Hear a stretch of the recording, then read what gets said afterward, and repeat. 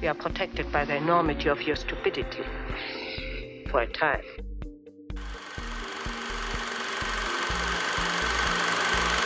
Hello to all the classic people that are returning. I'm glad you're back. I want to welcome any new visitors. As a technical note, references and citations are listed for each show on the site at classicmovierev.com. Today on Classic Movie Rev, we are taking on Notorious 1946.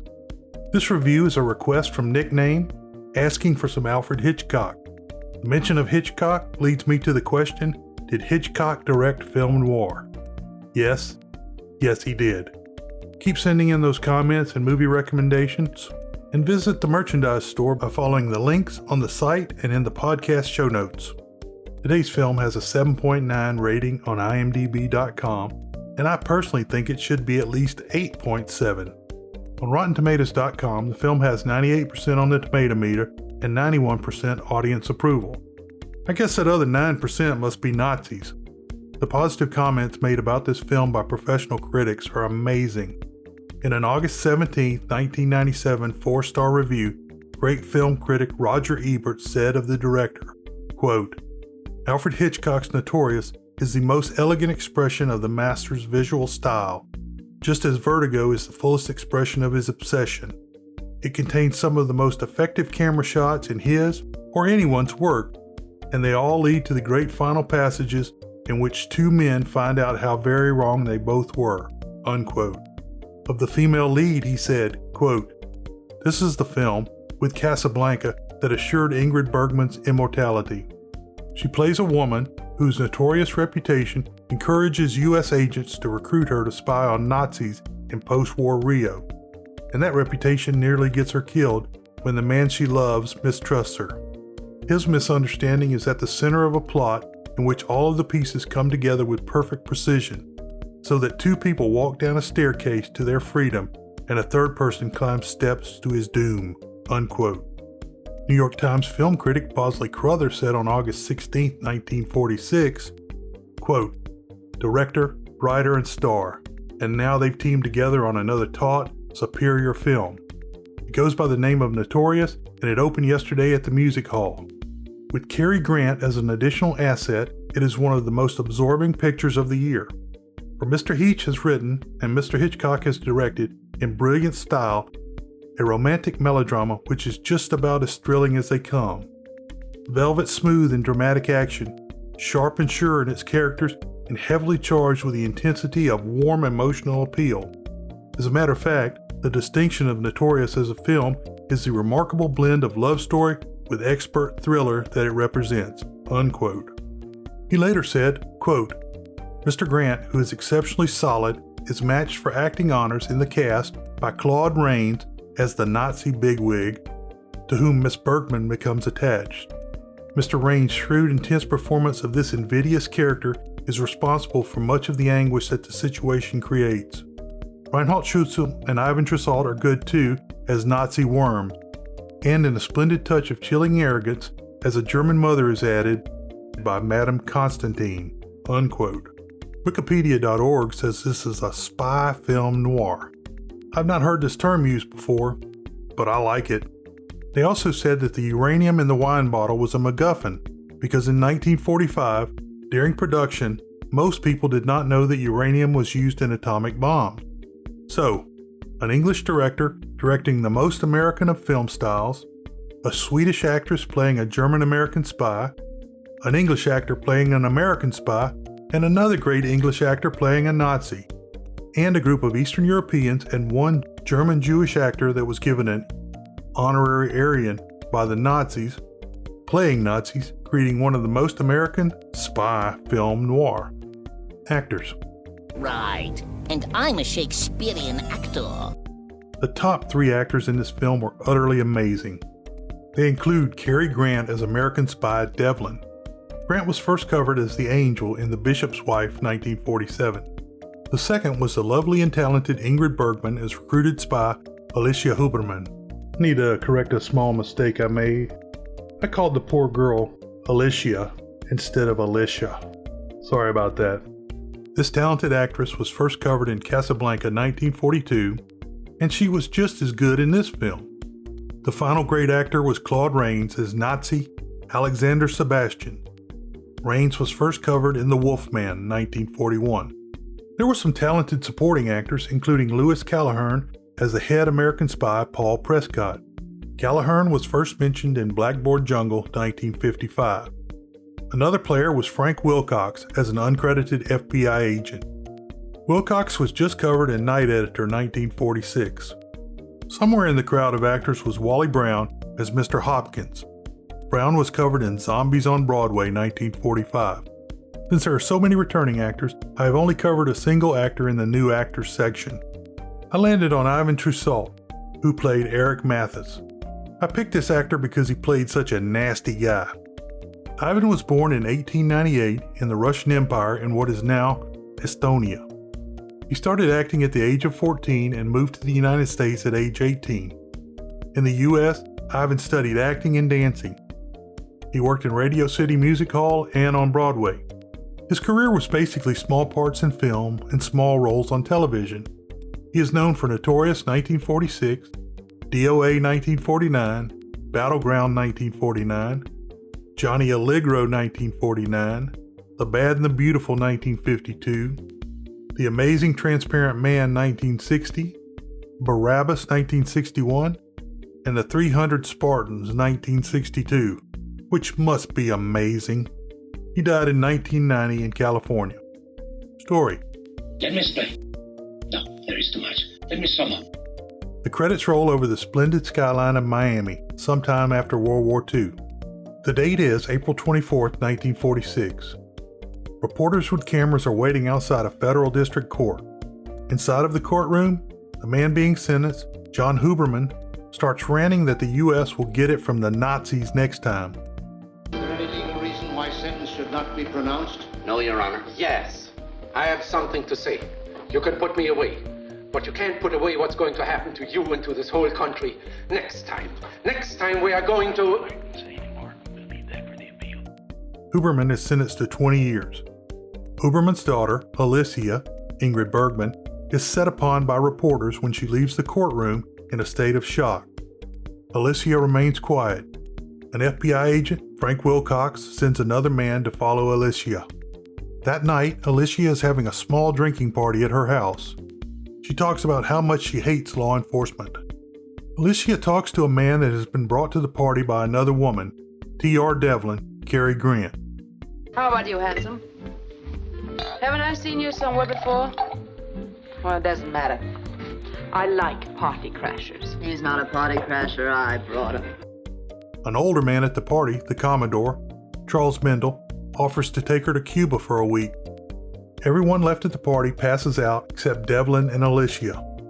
The two continue to drink.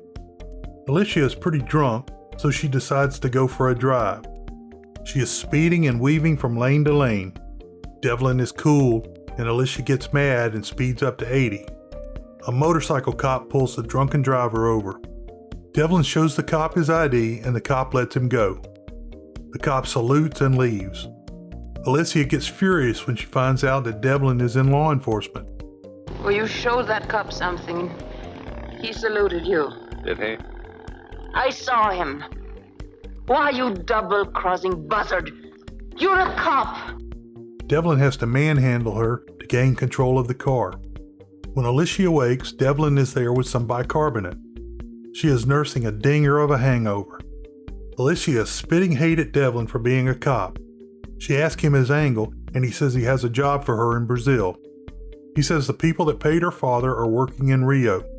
I am no stool pigeon, Mr. Devlin. My department authorized me to engage you to do some work for us. It's a job in Brazil. Oh, go away. The whole thing bores me. My chief thinks that the daughter of a, Of a traitor? well, he thinks you might be valuable in the work. They might sort of trust you. Devlin says she should do the job as her patriotic duty.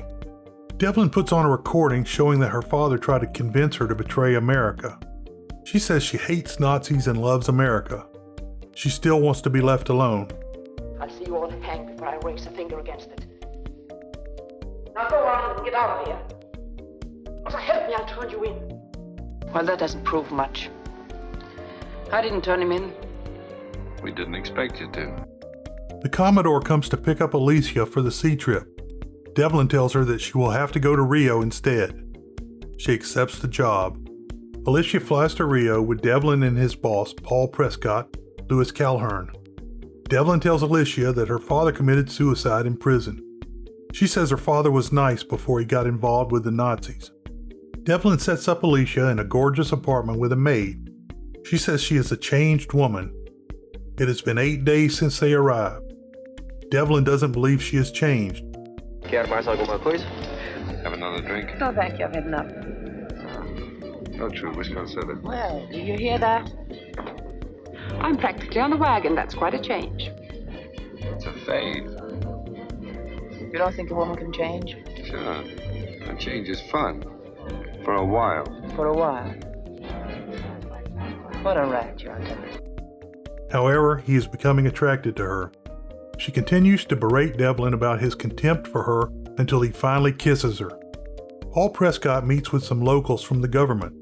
The plan is for Alicia to seduce her former beau, a German named Alexander Sebastian, Claude Rains. Neither Devlin nor Alicia have been told or approved of the plan. Devlin and Alicia are a regular couple now.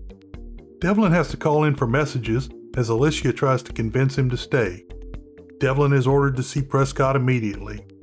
Devlin meets with Prescott and he is shocked by what they want Alicia to do. The boss says that Sebastian's house is the cover for whatever activities the Nazis are conducting. When Devlin leaves, he has left a bottle behind, and Prescott begins to understand Devlin's objections. Devlin has trouble telling her the assignment when he gets back. Well, handsome, I think you better tell Mama what's going on, or all this secrecy is going to ruin my little dinner. Come on, Mr. D, what is darkening your brow? After dinner. No, now. Look, I'll make it easy for you.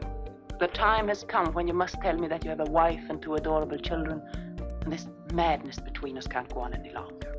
I bet you've heard that line often enough. He insults her to get some distance from her. Devlin tells her that Sebastian is the target. He tells her that she has to get to Sebastian. He lies to her, saying that he never objected to the job on her behalf. She asks if she should take the job. He won't answer. She tries to get him to say that she is a decent person. The next morning, a very cold Devlin and Alicia go to the riding club. Devlin's cover is that he does PR for the airlines. Later, while riding horses, Sebastian sees Alicia.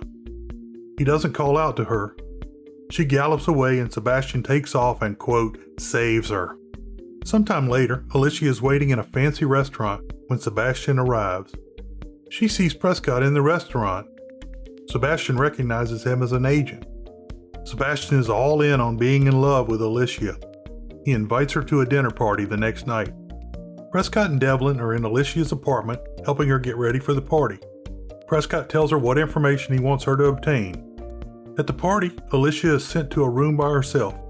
She meets Sebastian's mother, Leopoldine Constantine, and then Sebastian comes into the room. Alicia is taken to the party and introduced to Eric Mathis, Ivan Trusalt, Wilhelm Rosner, Peter van Zernick, Hupke, E.A. Krumschmidt, Kerner, Friedrich von Liederberg, and Dr. Anderson, Reinhold Schuenzel. Mama Sebastian seats everybody at their place at the table. Hupke gets excited by one of the wine bottles on the sideboard and points it out to Sebastian. Sebastian tells Hupke that he is mistaken about the bottle. Later, Hupke paces nervously in the hall. The other men are in the room discussing Hupke's slip about the wine. They weigh the pros and cons. Eric Mathis says he will take care of Hupke on a winding road. I think, gentlemen, you can leave it to me to find some way. When you drive up to Petropolis, the road winds quite a bit. It is very high. There are some very awkward turns. I'm sure I will not have any difficulty in getting Emil to give me a lift in his car. It's quite a trick to jump clear. I'll just have to be careful, that is all. Turned my ankle the last time. Hupke comes into the room and apologizes. They tell him not to worry. Mathis leaves with Hupke. Sometime later, at a horse track, Sebastian and his mother are waiting for Alicia to return. She meets with Devlin in the crowd. Alicia reports that Dr. Anderson is a scientist and that Hupka has not been seen since the wine incident. She says that Sebastian is now one of her conquests. She chews Devlin out for not stopping her. He is rude as hell to her.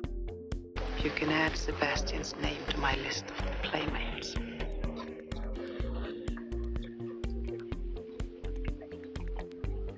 Pretty fast work. That's what you wanted, wasn't it? Skip it. Sebastian finds the two in the crowd. Devlin leaves coldly. Sebastian has watched the two through his binoculars. He says she has to prove Devlin means nothing to her, which I assume means have sex with Sebastian. Prescott, Devlin, and the locals meet.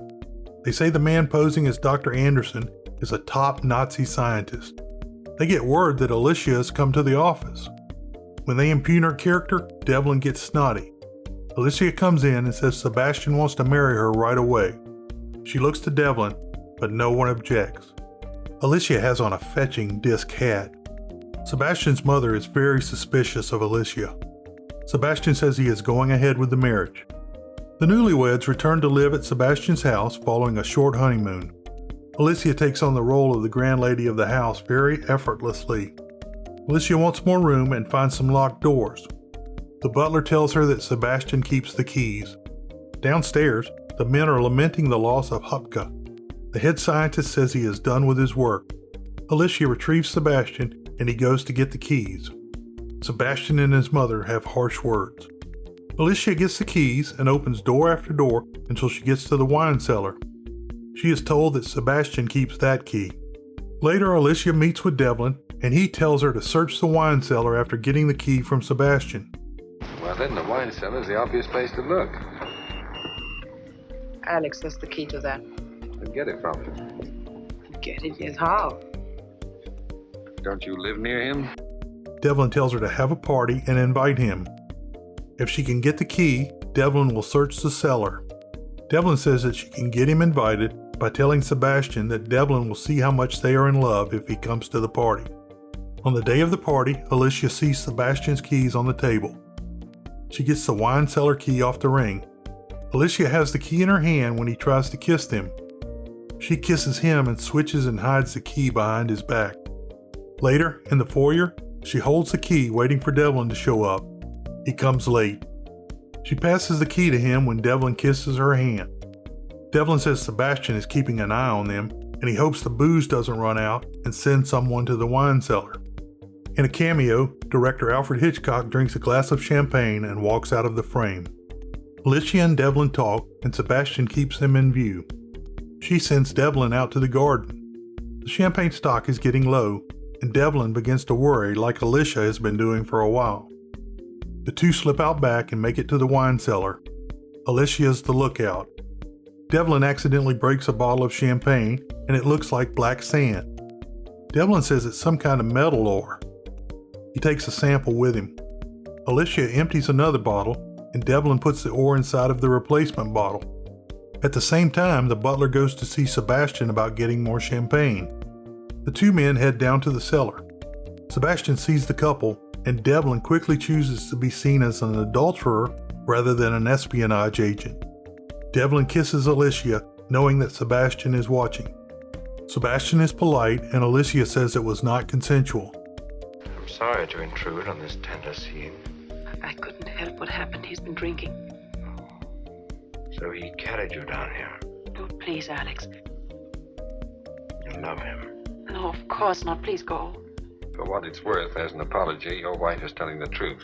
I knew her before you, loved her before you, but I wasn't as lucky as you. Sebastian is hurt, but he does not make a big deal as Devlin leaves the party. Sebastian and the butler continue to the cellar, and Sebastian learns that the key is missing from his chain. He tells Alicia that the kiss is no problem. She goes upstairs, and he meets with Dr. Anderson. Sebastian wakes early in the morning and finds that the wine cellar key has been returned to his keychain. He goes to the wine cellar to investigate. Finally, Sebastian sees where the wine has been poured down the drain. He examines the bottles and finds that the replacement bottle is 1940 and not 1934. Sebastian then finds the broken bottle glass where Devlin swept it underneath the rack. Sebastian wakes his mother and tells her that he needs her help. He says Alicia is an American agent. The mother lights a cigarette and hatches a plan. Sebastian is more concerned with his Nazi pals finding out he has made a mistake than getting arrested by the American. Mom says his mistake is so massive that the other Nazis will never suspect. I'll find out. They won't find out. I'll find out what I'm married to. Look what they did to Emil Hupke. Emil who did nothing. And I betrayed them, I bungled, and there's no excuse. I'd do the same myself. Kill the fool who betrayed them. There's no need for them to find out. Mattis is very sharp. Yes, he dislikes you. But his criticism of your talents wouldn't go that far to imagine that you are married to an American agent. We are protected by the enormity of your stupidity. For a time. She then says they must act normal and have Alicia get sick slowly by poison. Alicia goes to see Prescott and is already getting sick from the poison. He tells her that the black sand in the wine bottle is really uranium and he would like to know the location. Prescott says that Devlin is being transferred at his own request in a week. Mom and Sebastian keep pumping the poison into her coffee. One day, she goes to see Devlin, who is waiting on a park bench. She is visibly sick and Devlin notices. Alicia says she has a hangover. He insults her about her drinking and her morals. She says a final farewell to Devlin. Dr. Anderson chides Alicia for not taking care of herself as Mom pumps more poison coffee into her. You look like something awful. Circles under the eyes. My dear child, you must have a doctor find out what is the matter with you. I never go near doctors. They always want to cart you off to a hospital. Maybe you belong in a hospital. They all recommend for her to travel. Dr. Anderson says he is going to the mountains to continue his work. He slips the name of the town where the uranium mine is located. Sebastian stops him with a question. When Dr. Anderson picks up Alicia's cup to drink, both Sebastian and his mother jump quickly to stop him. Alicia knows from their actions what is making her sick. Mom sees through her, but Sebastian misses the clues. Alicia is too sick to leave the house. She is entirely at the hands of Sebastian and his mom. Devlin waits for Alicia to arrive at their meeting place, but she does not show for 5 days. He goes to see Prescott and says that he knows she is sick. Devlin decides to go make a social call on Alicia. Prescott says for him to call when he gets to the house. The butler won't disturb Sebastian as he is meeting with his Nazi pals. At last, the butler goes to get Sebastian. Sebastian says he will be out in a little while. Dr. Anderson tells him that he is being followed. Devlin sees someone go into a room upstairs, and he goes up. The sick Alicia is lying in bed, looking as lovely as ever. He tells her he couldn't stand the waiting. She says that she is being poisoned. Devlin tells her that the only reason he was leaving is because he loves her and has since the beginning. Got to get you out of here. I thought you had gone. No, I had to see you once speak my piece. I was getting out because I love you. I couldn't bear seeing you and him together. Oh, you love me. Why didn't you tell me before? Alicia has been sedated. Devlin gets her a robe and a coat. She says that the other Nazis don't know about her being a spy. Alicia tells the location of the uranium source. Devlin walks Alicia towards the door. They meet Sebastian on the steps. Mother comes out and Devlin bluffs Sebastian with talk of him becoming like Hupke. Sebastian cannot respond and walks like a man that is hypnotized. Eric Mathis is very suspicious. He must be Gestapo. Devlin and Sebastian walk Alicia out to the car while the group of Nazis watch. Devlin won't let Sebastian come along, even though he begs when she is loaded into the car. Now, just a minute, I must sit with her. No room, Sebastian. Oh, but you must take me. They're watching me. That's your headache. Please take me, please. Please. His Nazi pals call him inside the house. Sebastian walks up the stairs to where his buds are waiting. When he goes inside, they shut the door. I'll be right back with conclusions and the world-famous short summary following a word from our sponsors. Today's show is brought to you by Bluehost. Bluehost is one of the top web hosting companies, and you can get started for as little as $3.95 a month. If you're looking for somewhere to host, you can't do better than Bluehost. You can get started fast by picking a domain name, a template, and a hosting plan. Your site can be live in under 15 minutes. Bluehost Marketplace gives you access to hundreds of free and premium website themes. It is easy to find the right theme, whether you're a blogger or an e-commerce seller. Bluehost is designed to grow as you grow. It is stress-free working with tech support to add or remove functions. Bluehost guarantees reliability, has automated security updates, has backup data protection, and 24/7 support. Every time I have contacted support, I have had a good experience. If you buy anything from Bluehost, we receive a small commission, which doesn't cost you anything extra. All of the proceeds are used to continue to bring you new and better podcasts and videos. Go to the link bluehost.com/track/JEC59 or follow a link at classicmovierev.com. We really appreciate your support. Summary. Holy cow, what a movie. The director, Alfred Hitchcock, produced some fantastic shots. The first of these is when hungover Alicia, Ingrid Bergman, wakes to see Devlin, Cary Grant, upside down, and the drink out of focus. To me, the most amazing scene in this film is when Alicia has the key in her hand and Sebastian, Claude Rains, begins kissing her hands and she has to pass the key between hands behind his back.